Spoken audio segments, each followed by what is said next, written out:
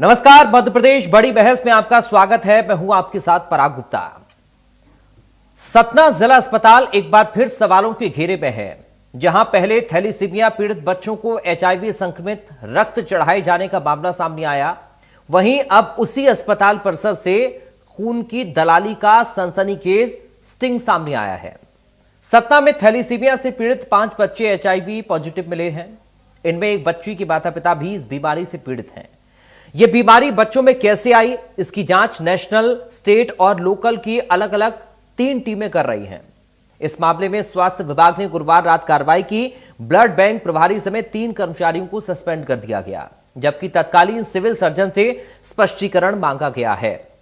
लोक स्वास्थ्य एवं परिवार कल्याण विभाग ने ब्लड बैंक प्रभारी doctor Devendra Patel, lab technician Rambhai Tripathi और नंदलाल पांडे को निलंबित कर दिया है। वहीं पूर्व civil surgeon doctor Manoj Shukla को शो कॉज नोटिस जारी कर जवाब तलब किया गया है। यह कार्रवाई आयुष्मान भारत के सीईओ और एसबीटीसी संचालक डॉक्टर योगेश बरसट की अध्यक्षता वाली राज्य स्तरीय जांच समिति की प्रारंभिक रिपोर्ट के आधार पर की गई। इससे पहले बुधवार को जिला स्तरीय टीम ने अपनी रिपोर्ट सौंपी थी, जहां इलाज के नाम पर पहले बच्चों की जिंदगी से खिलवाड़ हुआ।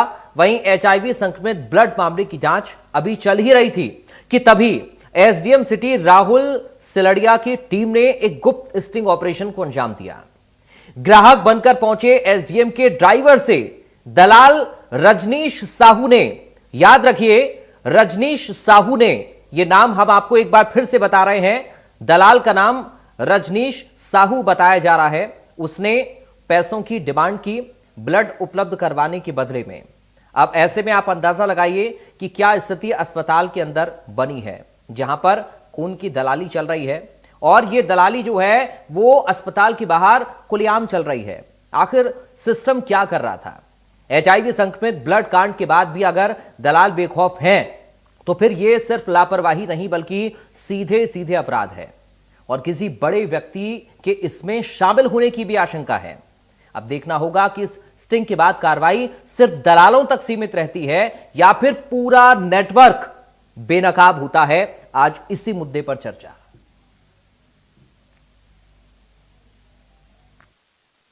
ऐसी जानकारी प्राप्त हुई थी कि कुछ जो सामने अस्पताल के बाहर जो पान की दुकान, गुमटे, ठेले जिस टाइप के हैं, ये जो फल सब्जी की दुकान है, इस टाइप में यहाँ पर ब्लड की ये लोग दलाली करते हैं। सूचना हमें प्राप्त हुई थी। हमने एक व्यक्ति को पहले भिजवाया एक पर्ची कटवाकर, और उससे कुछ ब्लड ग्रुप के संबंध में बोला कि ये ब्लड ग्रुप उपलब्ध करवा सकता है। तो उसके द्वारा इसमें स्वीकार किया है कि हाँ वो उपलब्ध करवा देगा, और राशि 4,500 रुपये की मांग की गई। उसके बाद उस व्यक्ति को हमने अपने पास बुला के 4,500 रुपये उपलब्ध करवाया। 4,500 रुपये देने के पहले हमने उन नोट के नंबर नोट कर लिए और उसका एक वीडियो भी बना लिया टाइम स्टाम्प के साथ में, और वो उसको नोट उपलब्ध करा दिए हमने। और उसके बाद जब वो उसके पास गया तो उसने डोनर को बुलाने की बात कही और सैंपल की बात कही, और उसने उससे 4,500 रुपये प्राप्त कर लिए और डोनर को बुलाया। हमने 4,500 रुपये प्राप्त करने के बाद उसे पकड़ लिया है और उसके पास से नोट बरामद हुए जो हमने उसे उपलब्ध करवाए थे। और अभी हम लोग और जानकारी ले रहे हैं कि किस प्रकार से ये लोग, क्या इनका मोडस ऑपरेंडी रहा करता है।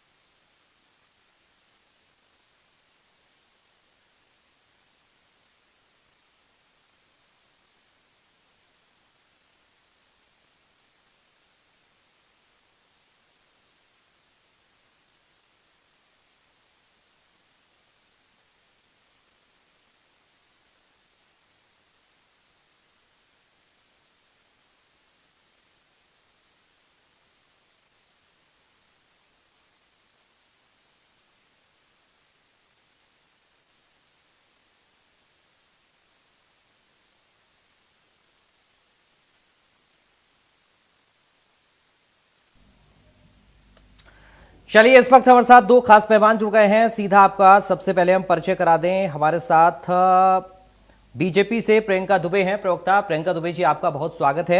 साथ ही कांग्रेस पार्टी से अंबिका शर्मा इस वक्त हमारे साथ हैं। अंबिका शर्मा जी, आपका बहुत स्वागत है। सबसे पहले प्रियंका दुबे जी, शुरुआत में आपके साथ कर रहा हूं। ये सवाल बड़े हैं, आखिर क्या हो रहा है सतना की जिला अस्पताल में? पहले बच्चों को HIV पॉजिटिव ब्लड चढ़ा, इस तरह की खबरें आई, और अब यह खबर है कि वहां पर खून की दलाली हो रही है। आखिर यह संभव कैसे हो पा रहा है? पहला रिएक्शन इस पर चाहूंगा प्रियंका जी आपका। नमस्कार जी। जो खबरें आई हैं वो किसी भी स्तर पे अगर उसे देखा जाए तो वो सामाजिक दृष्टि से, मानवता की दृष्टि से तो शर्मसार करने वाली ही है। परंतु आपका और आपके जैसे अन्य मीडिया माध्यमों का मैं धन्यवाद देना चाहती हूँ, जिसने इस प्रकार के विषयों को भी पूरी निष्पक्षता से, पारदर्शिता के साथ में जनता के समक्ष, सरकार के समक्ष पूरी तरीके से रखा है। कार्रवाई के तौर पे अगर देखा जाए, संक्रमण जो खून को लेकर के चर्चा समझ में आई, तो जो भी उसमें टेस्ट होते हैं, तकरीबन 6 से 7 प्रकार के, जो इनिशियली 5 प्रकार की बीमारियों के टेस्ट होते हैं, जिसमें hepatitis B, hepatitis C and AIDS और इस प्रकार के अलग जांचों के बाद में, उसके बाद में अलग टेम्परेचर से लेकर सारी चीजें चेक करने के बाद में डोनर के ब्लड को संग्रहित करके रखा जाता है। इन केसेस में 6 बच्चों के केसेस निकल के आए हैं, और ये पूरे के पूरे लगातार ब्लड ट्रांसफ्यूजन जो होता है उसमें कहीं किस तरीके से बीमारी आई है, इसके 3 अलग अलग कमेटियां बनी हुई हैं। केंद्र के स्तर पे अलग है, राज्य स्तर पे अलग है, और जिला स्तर पे कार्रवाइयां कर रही हैं। अब जो दलाली का विषय है उसमें भी ऐसा सुनने में आया है, तो SDM सर ने खुद ने भी अपनी एक टीम बना करके ऐसे दलालों को भी पकड़ा है और उनके ऊपर भी कार्रवाई की जाएगी। तो सरकार मुस्तैदी से तैनात होकर के हर चीज के ऊपर पूरी लेवल बाय लेवल अलग अलग स्तर पे जांचें कर रही है। जो भी दोषी पाए जाएंगे, फिर जो भी निम्न स्तर का कर्मचारी हो चाहे उच्च स्तरीय पदाधिकारी हो, सभी के ऊपर जो कानून सम्मत कार्रवाइयां हैं वो की जाएंगी। कानून सभी के लिए समान है, किसी के साथ में कोई भी इसमें भेदभाव का तो सवाल उठता ही नहीं है। परंतु ये शर्मसार करने वाला बात है, जो जनसेवा का विषय है, जनसेवा का सर्वोच्च स्थान है, वहां पर इस प्रकार की चीजों को क्षम्यता की दृष्टि से नहीं देखा जा सकता। ठीक है, मैं पहला रिएक्शन चाहूंगा कांग्रेस पार्टी की तरफ से। अंबिका शर्मा जी, आपका इस पूरे मामले को आप कैसे देख रहे हैं? क्योंकि खुद SDM ने इस पूरे मामले पर संज्ञान लिया है, उनकी टीम पहुंची थी, उनका ड्राइवर जो है वो ग्राहक बनकर पहुंचा, और कैसे उससे पैसों की डिमांड की गई ब्लड के बदले। यानी आसानी से ब्लड उपलब्ध है, आसानी से कोई भी जाए उसको खून मिल सकता है, बस पैसा होना चाहिए। अंबिका जी। जी नमस्कार। देखिए, बड़ी दुर्भाग्यपूर्ण परिस्थितियां हैं। जो भी घटनाएं घटित हो रही हैं, खासतौर पर स्वास्थ्य विभाग में, ये सर कर देने वाली घटनाएं हैं। ऐसा लग रहा है जैसे पूरा डिपार्टमेंट ही कोलैप्स हो गया हो। ये जो 35 बच्चे एक सिरप की वजह से, सिरप के सेवन करने की वजह से काल के गाल में समा गए, बेमौत मारे गए थे, उन बच्चों का कोई दोष नहीं था। ये भी गंभीर लापरवाही थी, और ऐसा लग रहा था कि अब विभाग चेत जाएगा और अब इस प्रकार की कोई शर्मनाक घटना घटित होगी नहीं। लेकिन वही ढाक के वही 3 पात, और वो कोई सुधार और बेशर्मी की पराकाष्ठा सरकार के लिए। अभी जो थैलेसीमिया के केस भी वहां पर सतना में हुए हैं, जिसमें HIV पॉजिटिव हो गए, वो बच्चे संक्रामित हो गए हैं, और संक्रामित रक्त के चढ़ाने से, इसमें भी एक गंभीरतम लापरवाही देखने को मिलती है। माने ये सरकार बड़ी विचित्र सरकार है। मानवता के साथ खिलवाड़ कर रही है, एक जनजीवन के साथ खिलवाड़ कर रही है, और बिल्कुल मूक दर्शक बनी बैठी है, कोई इनिशिएटिव नहीं लेती है। केवल और केवल यह कह देती है कि जांच समिति बना दी गई है, सेंट्रल स्तर पर अलग बन गई है, राज्य स्तर पर अलग बन गई है। लेकिन जो लोग बेमौत मारे गए हैं उनका क्या दोष था? ये जो अनियमितताओं की गंगा है वो शंकर जी के जटाओं से, हिमालय से ही बह रही है। ऊपर से ही कोई ना कोई एक गिरोह, जो इनकी पार्टी द्वारा पोषित गिरोह है, वही काम कर रहा है। प्रियंका जी, बगैर राजनेताओं के बरद हस्त के ये सब संभव है नहीं। ये बड़ी शर्मनाक स्थितियां बन रही हैं, और जरा भी नैतिकता ना तो स्वास्थ्य मंत्री में बची है और मुख्यमंत्री जी में तो कोई दम है नहीं, इसलिए कि पर्ची वाले मुख्यमंत्री हैं, उनसे सब सीनियर मंत्री लोग हैं, तो वो किसी का रिजाइन लेने वाले नहीं है। अभी जो समीक्षा हुई है विभागों की, और जो समीक्षा का नाटक और ढोंग किया गया है, ठीक है, उसके भी कोई ठीक है। प्रियंका जी कुछ परिणाम कहना चाह रहे हैं, प्रियंका जी रखिए अपनी बात। सर्वप्रथम मैं इस बात पे तो खेद प्रकट करना चाहूंगी अंबिका जी, उदाहरण देते समय कोशिश ये कीजिए कि हम ऐसा उदाहरण प्रस्तुत ना करें इस डिबेट में यहाँ किसी की भावनाएं जुड़ी हो, स्पेशली धार्मिक भावनाएं आहत होती हो। आपने उदाहरण किया दिया कि गंगा भ्रष्टाचार की, गंगा सिर भोलेनाथ के सिर से, तो ये किसी के धार्मिक आस्था के प्रति आपकी आस्था ना हो, ये आपकी मंत्रालय आस्था से ना हो। मैं क्या कह रही हूँ, मंत्रालय हो सकता है भोलेनाथ में ना हो, में ना हो, परंतु उदाहरण देते समय इस बात का ध्यान रखिए कि वो किसी और तो उदाहरण के आप दूसरी तरीके से अनियमितताओं की, अरे मानवता खतरे में है, लोगों को बंद लोग करिए। बेमौत मर रहे हैं, आप ज्यादा वचन देके बैठे हुए हैं, आपको जरा भी लाज और वो नहीं है कि आप थोड़ा आप अपनी अकर्मण्यता, अपनी लापरवाही, अपनी जो जो आप में गंभीरता नहीं है शासन चलाने की, तो आप छोड़कर कह दीजिए तो अब इस प्रदेश का शासन हमसे संभलता नहीं है। और स्वास्थ्य सुविधाओं की क्या धज्जियां उड़ी हुई थी बात सबको है, मालूम है। बेमौत लोग मर रहे हैं, आप वचन दे रहे हैं। मैंने एक ठीक है, तो चलिए ठीक है, आप लोग झगड़िए मत आपस में, लेकिन सवाल प्रियंका जी, अब सरकार में आप हैं तो आप ही से पूछे जाएंगे। एक मिनट रुक जाइए, अब थोड़ा सा आप लोग प्लीज रुकिए, मुझे भी सवाल पूछने का मौका दीजिए। एक दूसरे से लगातार बहस मत करिए, एक एक करके अपनी बात को रखिए।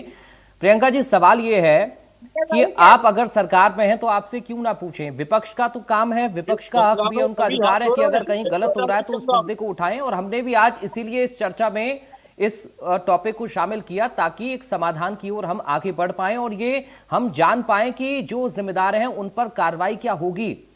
सवाल ये है कि पिछली घटना से सबक नहीं लिया है, ऐसे लोग अब भी खुलेआम घूम रहे हैं। कौन है ये रजनीश साहू नाम का दलाल, और कैसे ये 4,500 रुपए में बहुत इजीली ब्लड उपलब्ध करवा दे रहा है? बताइए, एसडीएम के ड्राइवर को जो ग्राहक बन के गया उसको ब्लड आराम से मिल गया 4,500 रुपए में।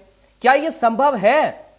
और अगर ये चल रहा है सतना के अस्पताल में तो फिर तो बड़ी लचर व्यवस्था है। कौन सा खून किस कैटेगरी का है किसी को कुछ नहीं पता, वो कितना इन्फेक्टेड है, प्योरीफाई है या नहीं है, किसी को भी चढ़वा देंगे ये दलाल और उसकी जान के दुश्मन बन बैठेंगे। प्रियंका जी, ये बड़े गंभीर प्रश्न हैं जिन पर आप लोगों को कम से कम समाधान की ओर आगे बढ़ना पड़ेगा, नहीं तो और ज्यादा लोगों की जान के साथ नुकसान हो सकता है। आखिर क्या कोई ऑडिट होता है, नहीं होता है? ब्लड बैंक का कौन जिम्मेदार है, कौन देखरेख करने वाला है, किसी को कुछ पता है क्या? प्रियंका जी, ये बहुत गंभीर मुद्दा है। मैं चाह रहा हूं कि इस पर कोई राजनीति ना हो और विपक्ष और सत्ता पक्ष एक दूसरे से उलझकर इस मुद्दे को डाइवर्ट कम से कम ना करें। प्लीज प्रियंका जी, कुछ जरूरी सवाल हैं जो अब तैर रहे हैं इस पूरे घटनाक्रम के इर्द गिर्द, उन पर कब तक जवाब मिल पाएंगे? आखिर कैसे ये खून की दलाली हो रही है, कैसे ब्लड इजीली उपलब्ध हो जा रहा है, पैसा खर्च करिए आपको ब्लड मिल जाएगा, ये क्या तरीका है? ब्लड किसी को चढ़ाने का एक प्रोसीजर होता है, ब्लड बैंक से कैसे ब्लड देना है इसका एक प्रोसीजर होता है, किसको देना है इसका एक प्रोसीजर होता है। कोई भी जाकर कैसे ब्लड ले सकता है ब्लड बैंक से? प्रियंका जी जी, आपका हो गया, मैं आंसर करूं क्योंकि बोलिए, आप ही का मौका है अब। पहली चीज मैंने आपका सर्वप्रथम इसी बात को लेकर धन्यवाद कहा कि निष्पक्षता और पारदर्शिता के साथ आप लोगों ने इस विषय को बिल्कुल पटल पे रखा और उसको बिल्कुल बेबाकी से उठाया, इसके लिए हम लोग आपके आभारी हैं। दूसरी चीज, ब्लड बैंक की अगर मैं बात करती हूँ, ब्लड के टेस्ट की बात करती हूँ, तो 5 इनिशियल टेस्ट होना कंपलसरी है। इसमें निलंबन लैब टेक्नीशियन से लेकर अभी जो प्रथम दृष्टया देखे गए 3 अधिकारियों के ऊपर देखते हुए, कर्मचारी के ऊपर कार्रवाई करते हुए और बिल्कुल उसको भी देर ना करते हुए तुरंत उनको निलंबित कर दिया गया है, क्योंकि अभी प्रथम दृष्टया उनकी गलती नजर आ रही है। इसके बाद जितने डोनर्स हैं उनके रिकॉर्ड्स को देखा गया, 150 से ज्यादा डोनर्स के अगर क्रॉस चेक किया गया तो वो HIV नेगेटिव आए हैं, उनके रिपोर्ट्स। परंतु ये भी है, वहां का जो रिपोर्ट्स निकल के आई है उसमें ये भी है कि इन बच्चों को फ्रिक्वेंटली ब्लड की आवश्यकता हुई, तो किस जगह पर मिस्टेक हुआ है, इसलिए सभी जगह की ब्लड बैंक्स का वापस वेरीफाई पूरी तरीके से किया जा रहा है। इसके लिए भी सरकार कार्य कर रही है। उसके बाद में अगर देखा जाए तो उस समय पूर्व के जो सीएमओ थे उनके ऊपर भी, सीएचएमओ के ऊपर शो कॉज नोटिस जनरेट किया गया कि ये चीज गलती कहां से आई और किस मॉड्यूल पे उनसे वो जवाब तलब किया गया है। प्रियंका जी, अभी ये वो सब चीज भी प्रोसीजर चल रहा है, इसमें होना भी चाहिए, ये आपकी जिम्मेदारी भी है। लेकिन एक और सवाल इस पर, इस घटना की बात है ना कि इतनी बड़ी घटना हो गई और इतना रायता फैल गया, उसके बाद भी देखिए कैसे ये लोग सक्रिय हैं वहां पर। जो एक क्या, कौन है ये लोग? क्या कोई संगठन चल रहा है, कोई गिरोह चल रहा है खून की दलाली का? ये खून कैसे सप्लाई कर रहे हैं, कैसे पैसा कहां जा रहा है? ये लोग फिर भी सक्रिय हैं, तो आप सोच सकते हैं कि इनके हौसले कितने बुलंद हैं। हौसले बुलंद और मानवता शर्मसार है, ये मैं बिल्कुल कहूंगी कि इन जैसे अपराधियों के हौसले बुलंद और मानवता उनके अंदर शून्य है। वो अपनी नैतिक जिम्मेदारियों से पूरी तरीके से भटक चुके हैं और इसीलिए इन जैसों के ऊपर शिकंजा कसने के लिए ये बहुत बड़ा इनिशिएटिव है कि एसडीएम खुद अपने आप को पूरी तरीके से योजना बनाते हैं और दलालों को पकड़ते हैं, और उनके ऊपर 3 दलालों को भी हम लोग जो है वो पकड़े जाते हैं और उनको भी अरेस्ट किया गया है। सरकार की अगर हम बात करें, आज अगर सरकार की मंशा के ऊपर आप बात करते हैं, सरकार की मंशा बिल्कुल पूरी तरीके से पारदर्शी है और जीरो टॉलरेंस पे कार्य कर रही है। तो यही एक मुस्तैदी देखिए कि एक एसडीएम खुद पूरा प्लान करते हैं और ऐसे दलालों को पकड़ते हैं। प्रियंका जी, एसडीएम ने बहुत अच्छा काम किया कि कम से कम इनिशिएटिव उन्होंने लिया, इस पूरे मामले पर अपनी जिम्मेदारी को समझा। लेकिन जो स्वास्थ्य महकमे से जुड़े लोग हैं, जो ब्लड बैंक से जुड़ा प्रबंधन है, जो पूरे अस्पताल का, जिला अस्पताल का प्रबंधन देख रहा है, क्या कोई हिसाब किताब ही नहीं है खून का? कितना ब्लड आ रहा है, कितना ब्लड जा रहा है, कहां जा रहा है, कैसे जा रहा है, उसका प्रोसीजर कोई देखने वाला नहीं है।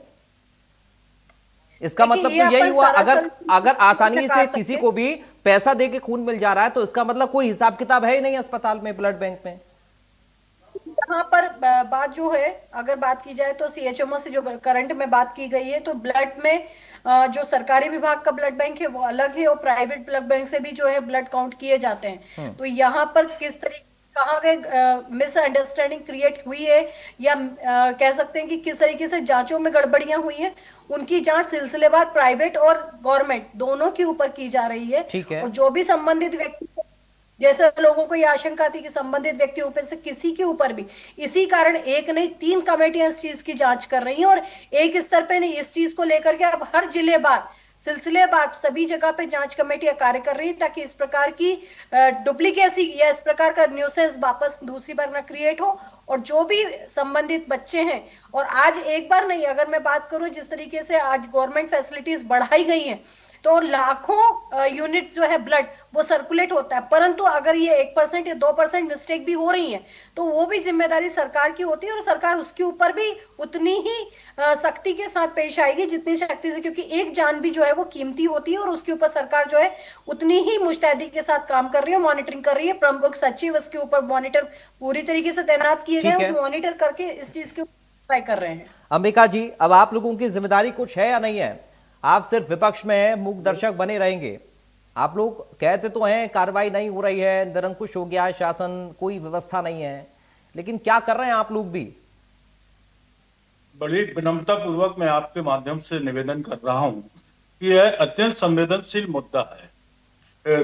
जो बच्चे, जिन बच्चों को HIV संक्रमित रक्त चढ़ाया गया, वो बच्चे 5 बच्चे जिनमें कोई बहुत अच्छा वैज्ञानिक बन सकता था, बहुत अच्छा डॉक्टर बन सकता था, बहुत अच्छा प्रशासनिक अधिकारी बन सकता था, बहुत अच्छा राजनेता बन सकता था, तो न केवल समाज का नुकसान इससे हुआ है, पूरे देश का नुकसान हुआ है। इसी प्रकार से वो 35 बच्चे जो मर गए हैं, वो भी कितनी प्रतिभा संपन्न होते, कितनी अपूर्णीय क्षति होती है और ये सरकार जवाबदेही से भागती है।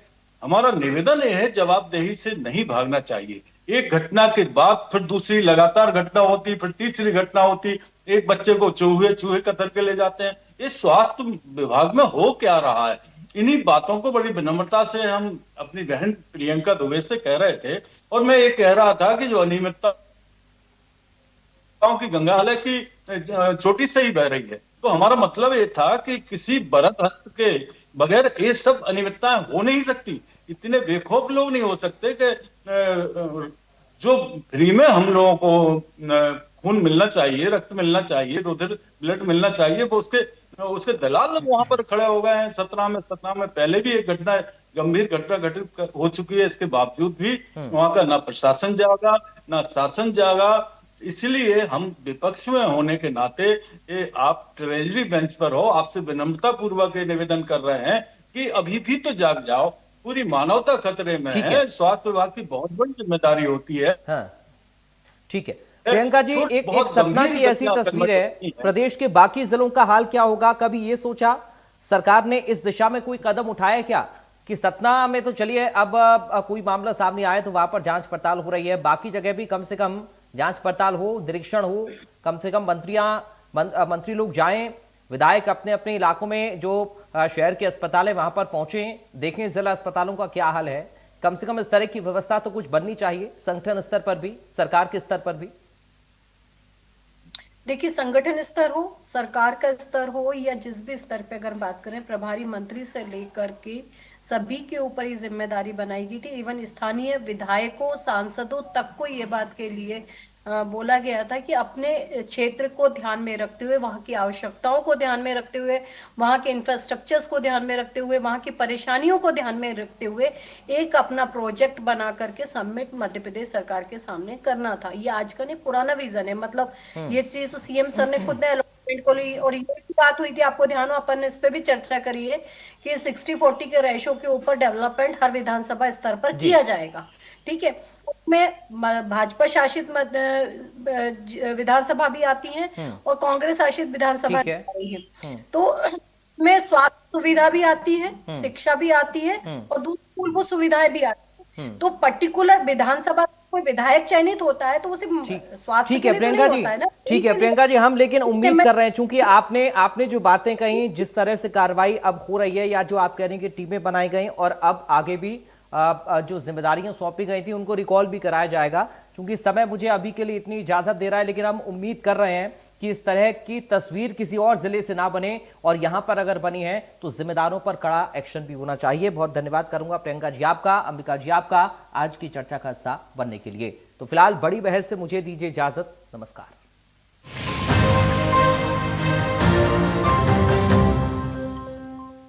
अदरक की हुई कुटाई, चाय की पतीली चढ़ाई, कैसी बनी चाय? सिर्फ अदरक से चाय का स्वाद नहीं आएगा। नहीं आएगा बेटा, चाय का असली टेस्ट MDHT+ से ही आएगा। लौंग, हरी इलायची से भरपूर MDH +, मसाला। मसाले सच MDH। अगर आप बनना चाहते हैं एंकर, या फिर आप में है जुनून एक तेज तर्रार न्यूज